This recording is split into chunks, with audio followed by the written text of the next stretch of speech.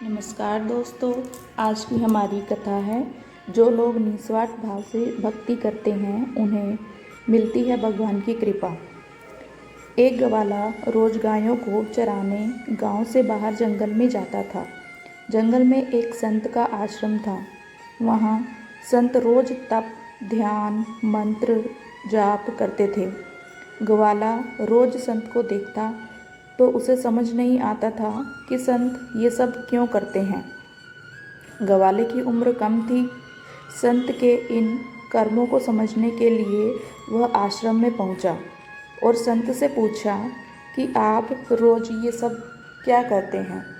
संत ने बताया कि मैं भगवान को पाने के लिए भक्ति करता हूँ।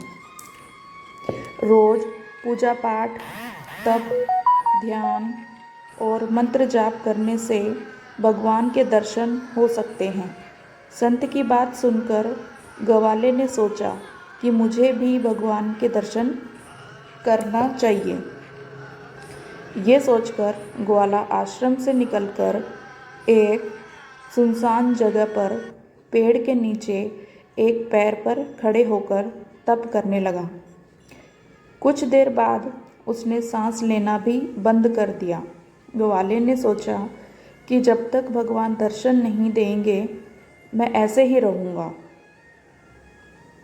छोटे से भक्त की इतनी कठिन तपस्या से भगवान बहुत जल्दी प्रसन्न हो गए। वे ग्वाले के सामने प्रकट हुए और बोले कि पुत्र, आंखें खोलो, मैं तुम्हारे सामने आ गया हूँ। ग्वाले ने आंखें खोले बिना ही पूछा कि आप कौन हैं। भगवान बोले कि मैं वही ईश्वर हूँ जिसके दर्शन के लिए तुम तप कर रहे हो।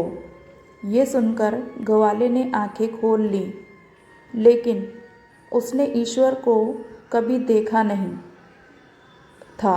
वह सोचने लगा कि क्या ये ही वो भगवान है।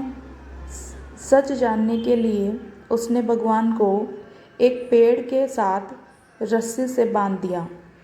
भगवान भी भक्त के हाथों बंध गए।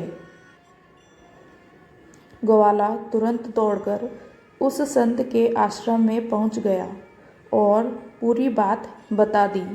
संत ये सब सुनकर हैरान थे।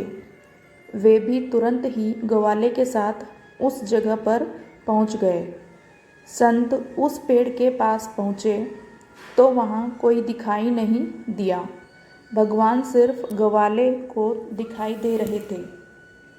संत ने बताया कि मुझे तो यहाँ कोई दिखाई नहीं दे रहा है।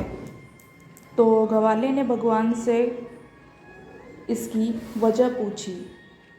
भगवान ने कहा कि मैं उन्हीं इंसानों को दर्शन देता हूँ जो निस्वार्थ भाव से मेरी भक्ति करते हैं। जिन लोगों के मन में कपट, स्वार्थ, लालच होता है उन्हें मैं दिखाई नहीं देता। इस कहानी से हमें यह सीख मिलती है कि जो लोग भगवान की भक्ति निजी स्वार्थ की वजह से करते हैं उन्हें भगवान की कृपा नहीं मिल पाती। निस्वार्थ भाव से की गई भक्ति ही सफल होती है।